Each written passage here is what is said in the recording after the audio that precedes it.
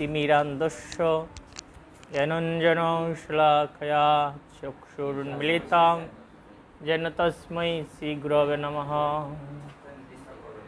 नमो विष्णुपादाय कृष्णप्रेष्ठाय भूतले श्रीमते भक्तिवेदान्त स्वामिनिति नामिने। नमस्ते सरस्वती देवी गौरवाणी प्रचारिणे निर्विशेषशून्यवादी पाश्चात्यदेशतारिणे। वंशकल्पतरुभ्यश्च कृपासिन्धुभ्येव च पतितानां पावनेभ्यो वैष्णवेभ्यो नमो नमः। जय श्री कृष्ण चैतन्य प्रभु नित्यानंद श्री अद्वैत गदाधर शिवसति गौरभक्तवृंद। हरे कृष्णा कृष्ण कृष्ण हरे हरे, हरे राम राम राम हरे हरे। ओं नमो भगवते वासुदेवाय। ओं नमो भगवते वासुदेवाय। ओं नमो भगवते वासुदेवाय। नारायणं नमस्कृत्य नरं चैव नरोत्तमं देवीं सरस्वतीं व्यासं ततो जयमुदीरयेत्। मुखं करोति वाचालं पङ्गुलं गायते गिरिं यत्कृपातमहं वन्दे परमानन्दमाधवं। श्रीगुरुदीनतारिणां श्रीचैतन्येश्वरम्।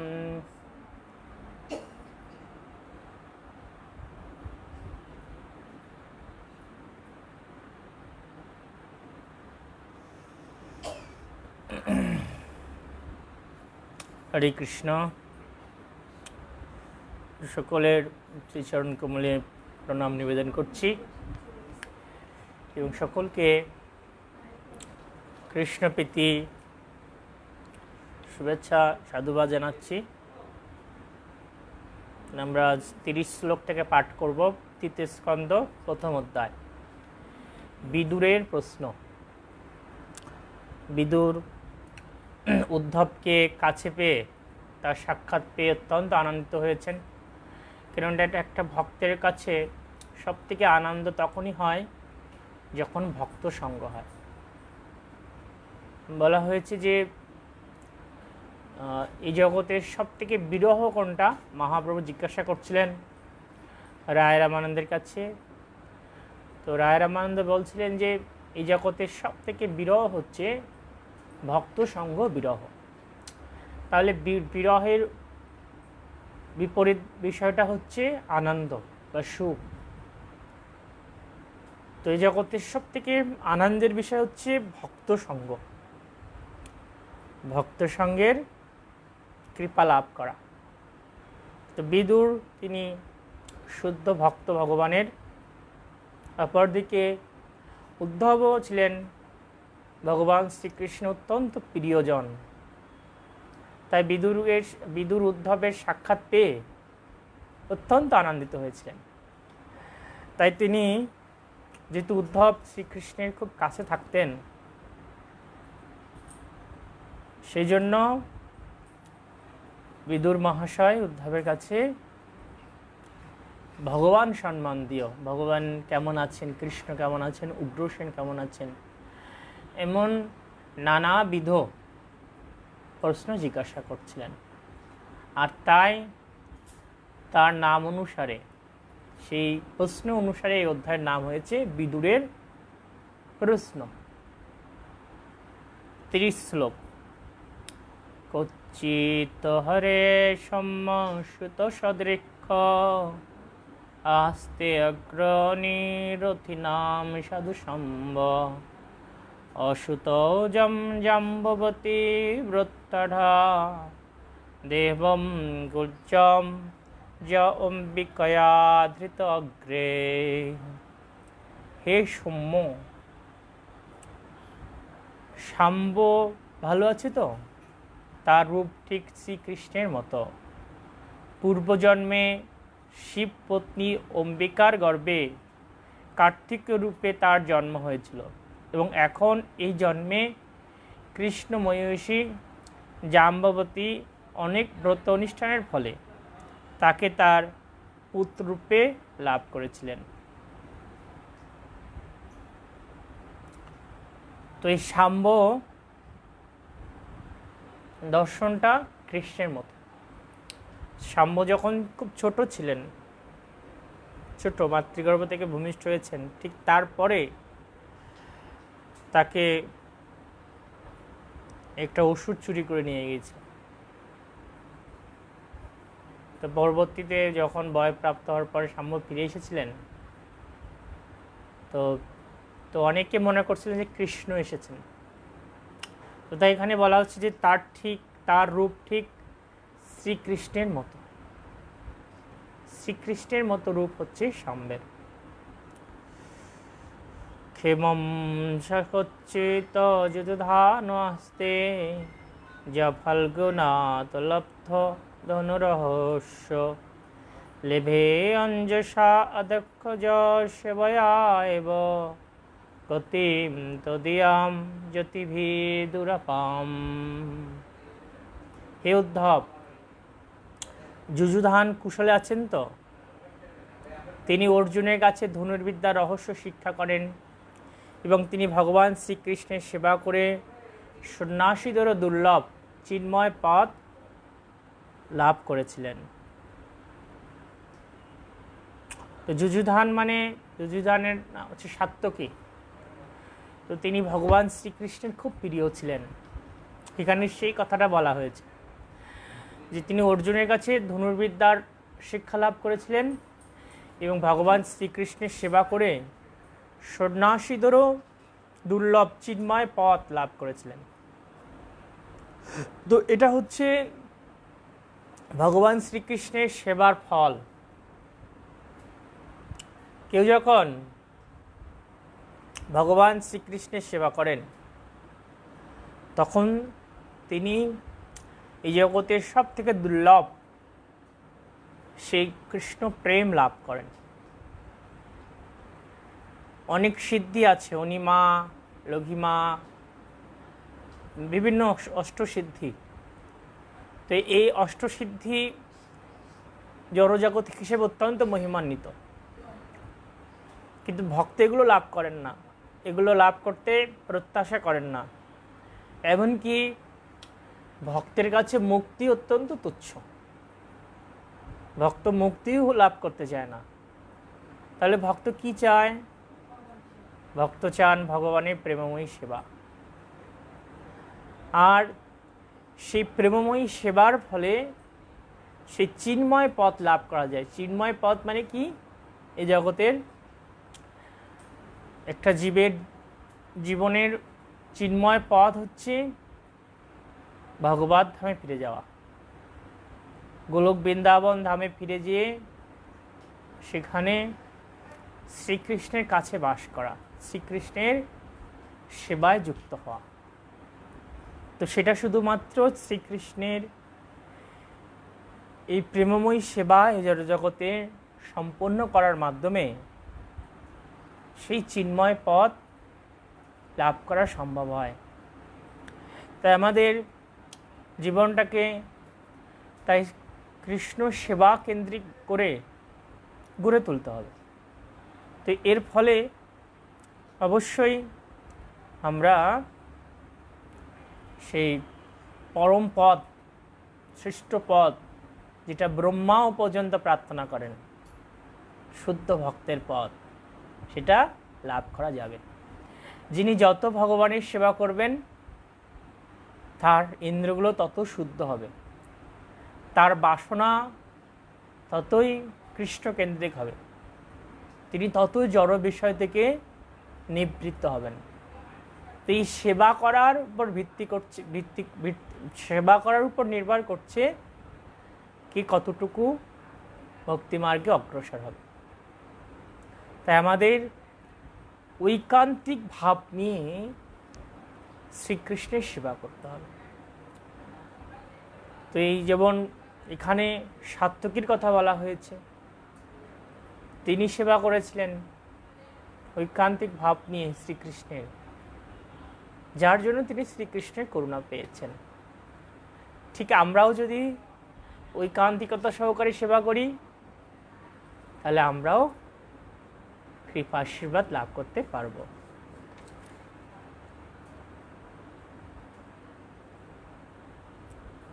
কুচ্চিত বুধ স্বস্তি অনিবাস্তে স্বল্পলোকপুত্র ভগবত প্রপন্ন চ কৃষ্ণ পাদঙ্কিত মার্গ পাংশসু সুষ্ঠিষ্ট প্রেম বিভিন্ন ধৈর্য।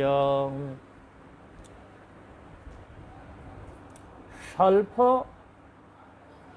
সফলকের নন্দন অক্কুর ভালো আছেন তো? তিনি নিষ্পাপ এবং পরমেশ্বর ভগবানের শরণাগত। একসময় তিনি পথের মধ্যে শ্রীকৃষ্ণের পদচিহ্ন দর্শন করে অপ্রাকৃত প্রেমানন্দে ধৈর্যহারা হয়ে সেই পথের ধুলোয় লুটিয়ে পড়েছিলেন।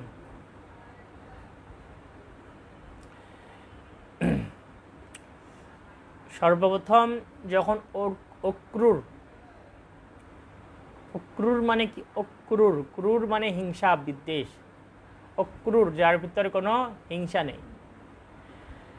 তো অক্রূর তিনি কংস কর্তৃক প্রেরিত হয়ে বৃন্দাবনে এসেছিলেন শ্রীকৃষ্ণকে নিয়ে যাওয়ার জন্য। কংসের পরিকল্পনা ছিল কি, যে মথুরাতে এনে শ্রীকৃষ্ণকে মেরে ফেলবে। কিন্তু মহাত্মা অক্রূর তিনি জানতেন যে শ্রীকৃষ্ণ স্বয়ং ভগবান, এবং তিনি জানতেন যে শ্রীকৃষ্ণের হস্তে এই পাপিষ্ঠ কংসের মৃত্যু হবে।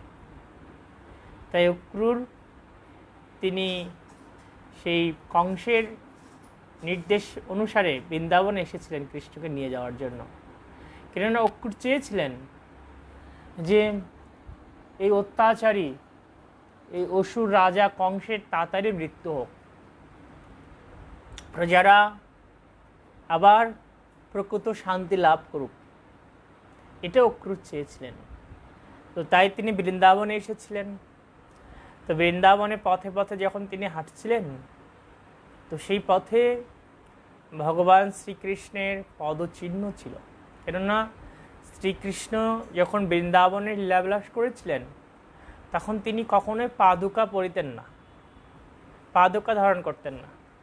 তো শ্রীকৃষ্ণের সেই পদচিহ্ন, ধ্বজ পতাকা সমন্বিত যে পদচিহ্ন, সেই পদচিহ্ন ছাপ পড়ত বৃন্দাবনের ধুলিতে। আর সেই পদচিহ্ন দর্শন করে অক্রূর খুব বিমোহিত হয়ে গিয়েছিলেন, আনন্দে আত্মরা হয়ে গিয়েছিলেন। তার ভিতরে সেই অষ্টসাত্ত্বিক ভাব চলে আসছিল। তখন অক্রূর কি করেছিলেন, তিনি ধুলায় গড়াগড়ি করছিলেন, সে বৃন্দাবনের ধুলায় লুটিয়ে পড়েছিলেন। তো এটা হচ্ছে শুদ্ধ প্রেম ভক্তির ভাব, যে শ্রীকৃষ্ণকে দর্শন করে, তার কথা শ্রবণ করে, তার পদচিহ্ন দর্শন করে একটা প্রেম বিকার হয়। তো যারা ভক্তির জীবনে অনেক উন্নত স্থিতিতে এসেছেন, তাদের এ ভাব আসে। তো যারা আমরা এখনো অনুন্নত অবস্থায় আছি, কনিষ্ঠ অবস্থায়, আমাদের কর্তব্য হচ্ছে সেই ভাবটাকে আনয়ন করার জন্য অত্যন্ত শ্রদ্ধা ভক্তি সহকারে ভগবত ভক্তি যাজন করা। তাহলে কেবল আমরা সে দিব্য ভাব লাভ করতে পারবো, যেটা শ্রী চৈতন্য মহাপ্রভু প্রদর্শন করতেন। প্রভুপাদ এখানে বলছেন যে শ্রী চৈতন্য মহাপ্রভু তীব্র প্রেমের উন্মাদনার এক অপূর্ব দৃষ্টান্ত পরিবেশ প্রদর্শন করে গেছেন, যা আমরা হৃদয়গম করতে পারি ভগবানের এই অবতারের জীবন চরিত্র থেকে। তো শ্রীকৃষ্ণ চৈতন্য মহাপ্রভু তিনি ভক্ত ভাব অঙ্গীকার করে এসেছিলেন, এবং কৃষ্ণ প্রেম যে দিব্য আনন্দ দেয়, তিনি সেটা প্র্যাকটিক্যাল আচরণ করে আমাদেরকে দেখিয়েছেন। তিনি এই দিব্য নামে উন্মাদ হয়ে যেতেন, নৃত্য করতেন, উদ্দণ্ড নৃত্য।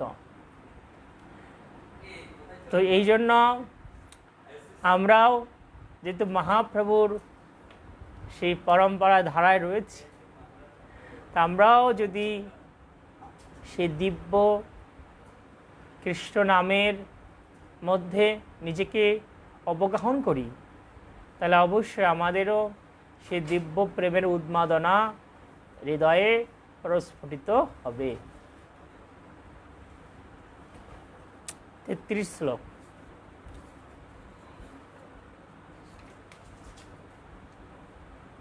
কচ্চিৎ শিবম দেবক ভজ পুত্র বিষ্ণু প্রজয়াইব দেব মাতো যাবৈষ গর্ভেণ দদার দেবম ত্রয়ী যথা যজ্ঞ বিতনামর্থম।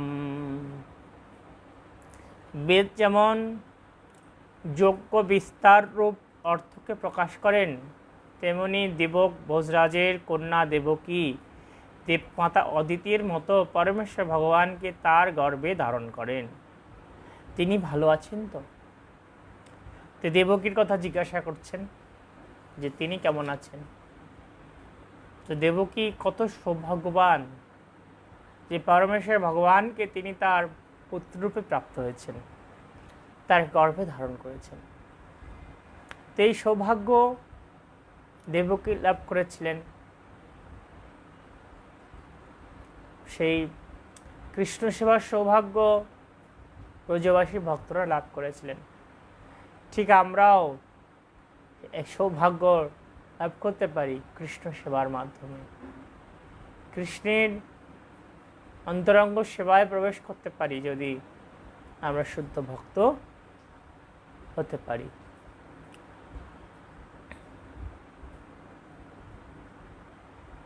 ওপি চিত্তস্তে ভগবান সখম্ব যা সৎশতম কামদোগ নিরুদ্ধ যমামনন্তি স্ম হি সপ্তজনিম মনমায়ম সত্য তুরীয় তত্ত্বম।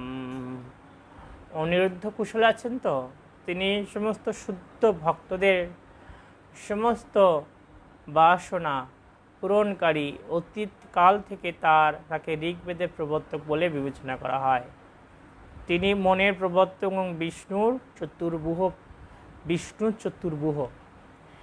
চতুর্ভুহ আছে বাসুদেব, সংকর্ষণ, প্রদ্যুম্ন, অনিরুদ্ধ।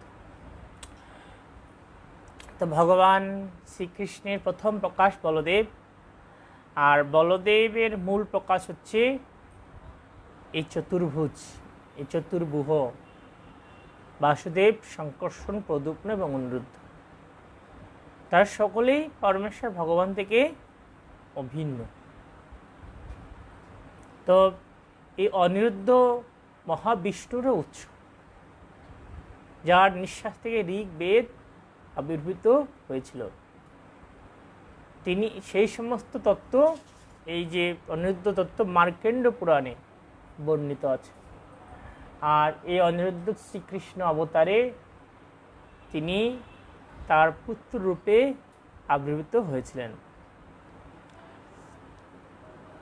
অপিশিত অন্ন চ নিজ আত্মদৈবম অনন্যাবৃত্তাম সমানুব্রতা যে হৃদীক্ষত্মজ চরদশ্ন গদদয় স্বস্তি চরন্তি সৌম্য।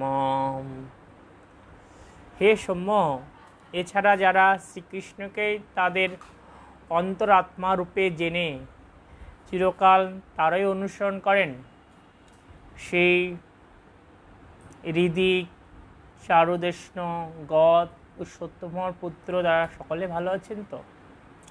অপি সদর্ভম বিজয়ত্তবম ধর্মেণ ধর্ম পরিপাতি সেতুম দুর্যোধনাৎপত্তচৎসভ্যয়ম সাম্রাজ্যলক্ষা বিজয়া অনুবৃত্তা। মহারাজ যুধিষ্ঠির ধর্ম প্রতিপালন করে এবং ধর্মের মর্যাদা রক্ষা করে রাজ্য শাসন করছেন। তো পূর্বে দুর্যোধন যুধিষ্ঠির প্রতি ঈর্ষায় দগ্ধ হচ্ছিল, কেননা তিনি তার বাহু সদস্য শ্রীকৃষ্ণ অর্জুন কর্তৃক সুরক্ষিত ছিলেন। তো এখানে যুধিষ্ঠির মহারাজের কথা বলা হয়েছে। তার কাছে জিজ্ঞাসা করছেন যে তিনি সুন্দরভাবে রাজ্য পালন করছেন, তো ধর্মের মর্যাদা রক্ষা করছেন। তো এখানে আরেকটা বিষয় উল্লেখ করা হয়েছে যে দুর্যোধন নানাভাবে পঞ্চপাণ্ডবের ক্ষতি করার চেষ্টা করেছিল, কিন্তু অনিষ্ট করতে পারেনি। তার কারণ হচ্ছে শ্রীকৃষ্ণের বাহুদয় কর্তৃক তারা সুরক্ষিত ছিলেন, যার ফলে কেউ তাদের অনিষ্ট করতে পারেনি। তো শ্রীকৃষ্ণের বাহুদয় কর্তৃক সুরক্ষিত কেউ কখন হতে পারবে? যখন কেউ শ্রীকৃষ্ণের প্রিয় হবেন। শ্রীকৃষ্ণের প্রিয় হবেন কি করে? যদি কেউ শ্রীকৃষ্ণের নির্দেশ অনুসারে ধর্ম আচরণ করেন, তাহলে তিনি শ্রীকৃষ্ণের প্রিয় হবেন। আর শ্রীকৃষ্ণ তার প্রিয় পুত্রকে কি করেন? সদা সর্বদা রক্ষা করেন। তার এই বাহু দিয়ে তাকে এগিয়ে নেন ভক্তি মার্গে। কিংবা কৃতঘ্নেষু অঘমাতি অমর্ষি ভীমহিবৎ দীর্ঘতমম বিমঞ্চৎ যস্য কৃপাতম রণভূর্ণুষেহে মার্গম গদায়া চরত বিচিত্রম। যিনি যুদ্ধক্ষেত্রে গদা ঘূর্ণন করতে করতে বিচিত্র মার্গে গমন করতেন এবং যার গদাঘাত রণভূমি সহ্য করতে পারত না, সেই সর্পের মতো অত্যন্ত ক্রোধপ্রয়ণ অজেয় ভীম পাপীদের প্রতি তার দীর্ঘকালের সঞ্চিত ক্রোধ পরিত্যাগ করেছেন। তো ভীম ছিলেন অত্যন্ত শক্তিশালী, এই মহাসর্পের মতো শক্তিশালী। তো ভীমের এত শক্তি যে তার কাছে কেউ পেরে উঠত না। তাই এই শ্লোকে বিদুর জিজ্ঞাসা করছেন, সেই ভীমের ক্রোধ নিবারণ হয়েছে তো? ভীম ক্রোধ থেকে মুক্ত হয়েছে তো? কচ্চিত যশোদা যথ পানম গান্ডীবধন্য অপরত্র অস্ত্রে লোকিতে কুটো গুর মায়া কিরাত গিরিশত। যে অর্জুনের বাণের জালে আচ্ছন্ন হয়েও কপট কিরাট বেশধারী শিব তার যুদ্ধ নৈপুণ্য সন্তোষ লাভ করেছিলেন, সেই মহারথীদের মধ্যে শ্রেষ্ঠ কীর্তিমান গান্ডীব ধনুধারী সেই অর্জুন যুদ্ধতে বিনাশ করে সুখে আছেন। তো কিরাট বেশ নিয়ে শিব এসেছিলেন অর্জুনের সাথে যুদ্ধ করতে। তো অর্জুন অত্যন্ত পরাক্রম সহকারে শিবের সাথে যুদ্ধ করেছিলেন। তো শিব অর্জুনের যুদ্ধ দর্শন করে খুব আনন্দিত হয়েছিলেন, খুব সন্তুষ্ট হয়েছিলেন এবং শিব তাকে একটা বিশেষ অস্ত্র দান করেছিলেন।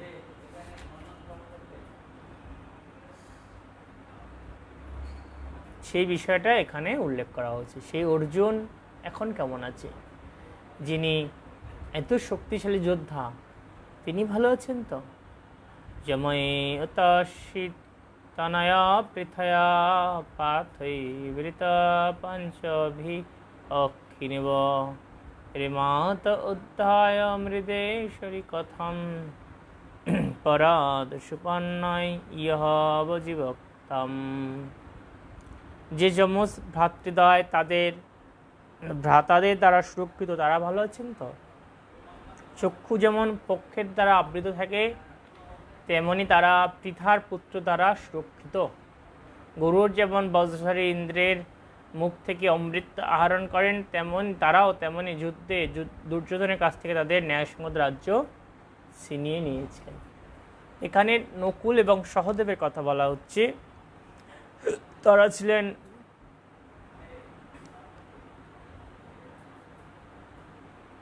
মাদ্রীর পুত্র। তো মাদ্রী তার স্বামী পাণ্ডুর সাথে যখন সহমরণে গিয়েছিলেন, তখন নকুল সহদেব অত্যন্ত ছোট ছিলেন। তো কুন্তী দেবী তিনি সেই দুই সন্তানকেও নিজের সন্তানের মতো করে মানুষ করেছিলেন, এবং যুধিষ্ঠির, ভীম, অর্জুন তারা তাদের নিজের ভাইয়ের মতোই সেই নকুল এবং সহদেবকে দেখতেন। তো এটা হলো একটা বিশেষ শিক্ষা, এটা হচ্ছে যে ভ্রাতৃত্ববোধ। এই ভ্রাতৃত্ববোধ এখন আমাদের ইসকনে তৈরি হয়েছে। আমরা হাজার হাজার এভাবে একই গুরুর শিষ্য আছি। তো আমাদের ভিতরে এভাবে ভ্রাতৃত্ববোধ জাগ্রত করা উচিত। সুন্দরভাবে এই ভ্রাতৃত্ববোধকে বৃদ্ধি করা উচিত। শিল প্রভুপাদ এর কাছে জিজ্ঞাসা করছিলেন যে প্রভুপাদ যখন অপ্রকট হবেন তার পূর্বে তার শিষ্য জিজ্ঞাসা করছেন যে আপনি আমাদের কাছে কি প্রত্যাশা করেন, বা কি আমরা কি করলে আপনি খুশি হবেন। শিল প্রভুপাদ বলছিলেন যে আমি আমার মৃত্যুর পরেও যখন দেখব তোমরা এই সোসাইটিতে মিলেমিশে আছো, একে অপরকে সহযোগিতা করছো, তখন আমি অত্যন্ত সন্তুষ্ট হব। তো আমাদের আসলে প্রত্যেকেরই, গৃহস্থ ব্রহ্মচারী যারা আছেন, প্রত্যেকের কর্তব্য হচ্ছে মিলেমিশে থাকা, সৌভ্রাতৃত্ববোধকে বৃদ্ধি করা। হয়তো আপনি ভালো আচরণ করছেন, কিন্তু অন্য কোনো ভক্ত আপনার সাথে ভালো আচরণ করছে না, কিন্তু তারপরও আপনার কর্তব্য হচ্ছে কোনো না কোনোভাবে তার কিছু না কিছু সেবা অংশগ্রহণ করা। এভাবে তিনি যখন দূর থেকে উপলব্ধি করবেন যে আমি ওকে এত খারাপ বলি তাও আমাকে সেবা করছে, তখন তিনি তার সমস্ত ক্রোধ ত্যাগ করতে পারবেন, সমস্ত মাৎসর্য ত্যাগ করতে পারবেন। তাই আমাদের এভাবে ভ্রাতৃত্ববোধকে সুবৃদ্ধি করার জন্য একান্তভাবে চেষ্টা করতে হবে।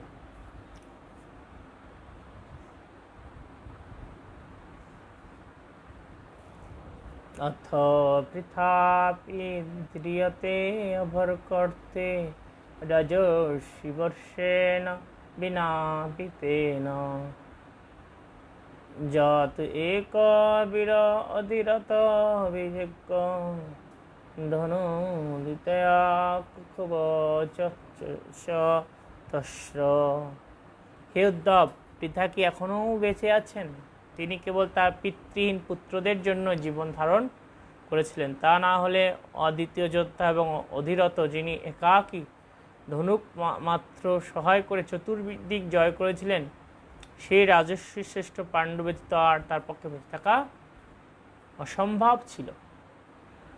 তো পাণ্ডব যখন মৃত্যু হয়েছিল তখন কুন্তু চেয়েছিলেন যে তিনিও সহমরণে যাবেন, কিন্তু মাদ্রী তখন যুক্তি দেখিয়েছিলেন যেহেতু আপনার 3 পুত্র আর আমার 2 পুত্র, তো আপনার বেঁচে থাকা দরকার। তো এটাও, এই যুক্তি যখন কুন্তী শোনেনি, তখন মাদ্রী আরেকটা যুক্তি দেখিয়েছিলেন, বলছেন যে আমার কারণে যেহেতু আমাদের পতির মৃত্যু হয়েছে, তাই আমারই সহমরণে যাওয়া উচিত। তবে নানা যুক্তি দিয়ে সেই মাদ্রী তিনি কুন্তীকে নিবারণ করেছিলেন সেই সহমরণে যাওয়ার থেকে। এখানে বলা হচ্ছে রাজশ্রেষ্ঠ পাণ্ডব ব্যতীত তার পক্ষে বেঁচে থাকা অসম্ভব ছিল। তো এই পাণ্ডব যেমন স্বামী ছাড়া স্ত্রী বেঁচে থাকতে খুব কষ্টকর, ঠিক সেটা এখানে বর্ণনা করা হয়েছে। তা আমাদের জীবনেও অ্যাকচুয়ালি প্রকৃত স্বামী হচ্ছে কৃষ্ণ, তাকে ছাড়া বেঁচে থাকা খুব কষ্টকর। তা আমাদের তো অনেকের সে উপলব্ধি নেই, যার জন্য আমরা সেটা গুরুত্ব দিই না। 41 সম্য অনুশোচে তমধ পতন্তম ভ্রাতে পরেতায় বিদুদ্রোহি যে নির্যাপিত যেন সুরিত সুপর্যা অহং সুপুত্রান সমনুব্রতেন। হে সৌম্য, যে ধৃতরাষ্ট্র মৃত ভ্রাতা পাণ্ডুর অনাথ সন্তানদের প্রতি বিদ্রোহ আচরণ করে ভ্রাতার দ্রোহ করেছেন, যিনি তার পুত্রদের অনুবর্তী হয়ে আমাকে তার গৃহ থেকে নির্বাসিত করেছেন, যদিও আমি তার যথার্থ হিতাকাঙ্ক্ষী, সেই অধঃপতিত ধৃতরাষ্ট্রের জন্য আমি অনুশোচনা করি। অ্যাকচুয়ালি এখানে দেখুন, এই শ্লোকে এসে ধৃতরাষ্ট্রের কিন্তু কুশল আর জিজ্ঞাসা করেনি বিদুর। কেন জিজ্ঞাসা করেননি? কেননা ভগবত ভক্তিহীন যে জীবন, সে জীবন আসলে দুঃখময়। তো তাদের কাছে জিজ্ঞাসা প্রয়োজন হয় না যে কেমন আছে সে। যে জীবনে কৃষ্ণ ভাবনা নেই, সে জীবন হচ্ছে মৃত জীবনের মতো, পশু জীবনের মতো। স অহম হরে মর্তা বিলম্বেন বৃষ নৃণম চলয়তি বিধাতু নপলব্ধ পদবীম প্রসাদত সরমি পশ্যানগত বিস্ময়।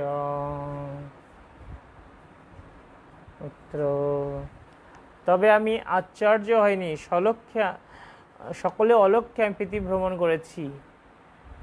পরমেশ্বর ভগবান শ্রীকৃষ্ণের নরবৎ লীলার সময় মত্তলোকে সাধারণ মানুষদের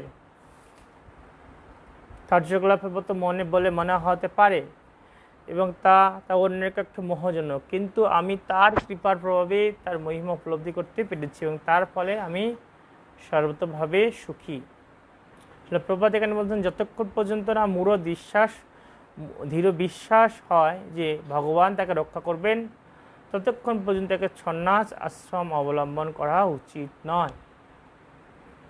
ভগবান শ্রীকৃষ্ণের প্রতি যত সময় পূর্ণ বিশ্বাস না আসবে, তত সময় শিল প্রভুপাদ বলছেন তার সন্ন্যাস গ্রহণ করা উচিত নয়।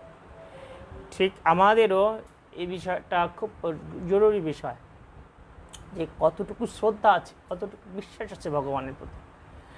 তো সন্ন্যাস মানে কি, যাদের কোনো জড়জগতে কোনো আসক্তি নেই, তাদেরকে সন্ন্যাস বলা হয়, সন্ন্যাস। তো আমাদের যতক্ষণ পর্যন্ত দৃঢ় বিশ্বাস না হচ্ছে যে অবশ্যই রক্ষিবে কৃষ্ণ, ততক্ষণ পর্যন্ত আমরা কিন্তু উন্নত ভক্ত হতে পারবো না।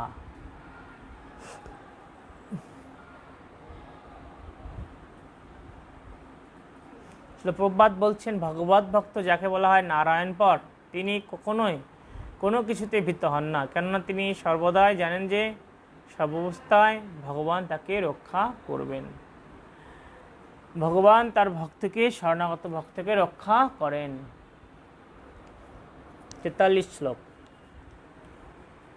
নূনম নূনম নৃপম মদ উৎপাদনম মহিম মহাচলয়াতা চমুভি বধাত প্রপন্ন অতির্জিতঃ হি উপেক্ষিতং ভগবান করুণাম।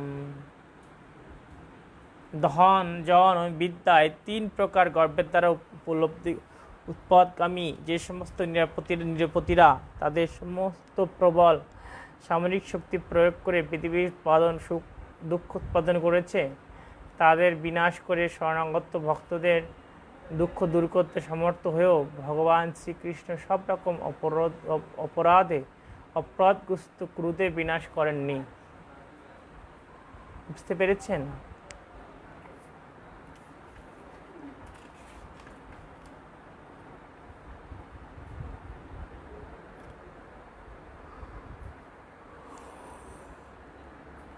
এখানে বলা হচ্ছে ধনমত, বিদ্যামত এবং জনমত, এই 3 প্রকার মদের প্রভাব অত্যন্ত উন্মুক্ত হয়ে মানুষ তাদের সামরিক শক্তি দ্বারা পৃথিবীকে বিচলিত করছিল। 3টা মত, ধনমত, বিদ্যামত এবং জনমত, এর গর্বে গর্বিত মানুষ, ধন বিদ্যা আর আমার কতজন ফলোয়ার্স আছে, আমাকে কতজন আমাকে অনুসরণ করে, এর গর্বে গর্বিত। অজস্র জন্মাৎ পথ নাশায় কর্মাণি কর্তন গ্রহণায় পুংসাম ননো অনদ্য হরি দেহ দেহম পরগুণ উত কর্মতন্ত্রম।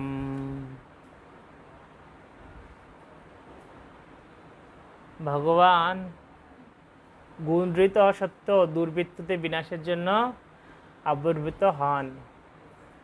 কর্মবিরতি হওয়া সত্ত্বেও সকলকে আকর্ষণ করার জন্য তিনি তার লীলাবিলাস সম্পাদন করেন। তা না হলে গুণাতীত পরমেশ্বর ভগবানের এই পৃথিবীতে আসার কি কারণ থাকতে পারে? তাহলে এখানে ভগবানের আসার কারণ বলা হয়েছে দুর্বৃত্তদের বিনাশ করা। আর কি? অপ্রাকৃত লীলা সম্পাদন করা। তো এই ছাড়া এইটাই হচ্ছে ভগবানের আসার কারণ। তো যারা দুর্বৃত্ত আছে তাদেরকে ভগবান সদা সর্বদাই বিনাশ করেন। তো দুর্বৃত্ত কারা? যারা ভগবান উপাসনা করে না এবং ভগবত উপাস্যদের যারা নিন্দা করে, এরা হচ্ছে দুর্বৃত্ত।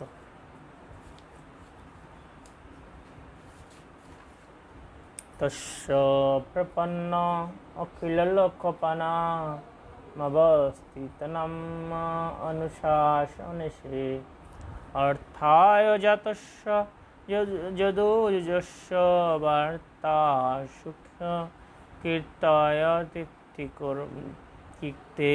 হে সখে, তাই দয়া করে সেই ভগবানের মহিমা কীর্তন করো, যার মহিমা তীর্থসমূহে কীর্তিত হয়।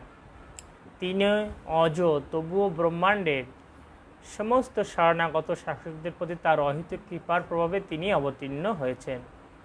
তাদের উদ্দেশ্যেই তিনি তার অনন্য ভক্ত যদুর বংশে আবির্ভূত হয়েছেন। তো এই শেষ শ্লোকে এসে বিদুর বলছেন, হে সখে, তাই ভগবানের মহিমা কীর্তন করুন, যে মহিমাগুলো পবিত্র তীর্থস্থানে কীর্তিত হয়। তো এই ভগবানের মহিমা শ্রবণের মাধ্যমে কি হয়? সেই তীর্থ গেলে যেমন পবিত্র হওয়া যায়, ঠিক ভগবানের মহিমা শ্রবণের মাধ্যমেই আমাদের মধ্যে পবিত্রতা আসে এবং কৃষ্ণ প্রেম ভক্তি লাভ হয়। তো আমাদের তাই